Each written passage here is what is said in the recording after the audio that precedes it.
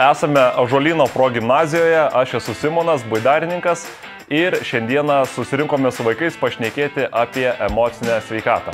Pataikime tokiu metu, kaip yra Halloweenas, vaikai švenčia klasėse persirengę visi, tai labai puikiai atsispindėjo jų emocijos, iškart pastiko ąžuolą mūsų, labai stipriai sugniaužė ir labai daug iš tikrųjų emocijų buvo papilta mums ir aplinkai, tai labai džiugu, kad vaikai tokie yra atviri.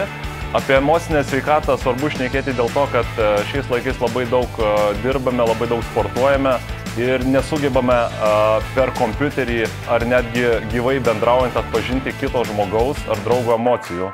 Tai labai svarbu apie tai žinoti, apie tai šnekėti ir bandyti suprasti save ir kitus žmonės.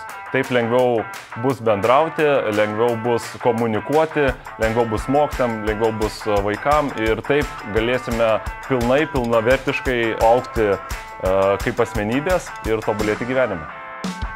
Mes per olimpinį mėnesį sportavom ąžuolo mankštą ir tada kalbėjom apie emocijas.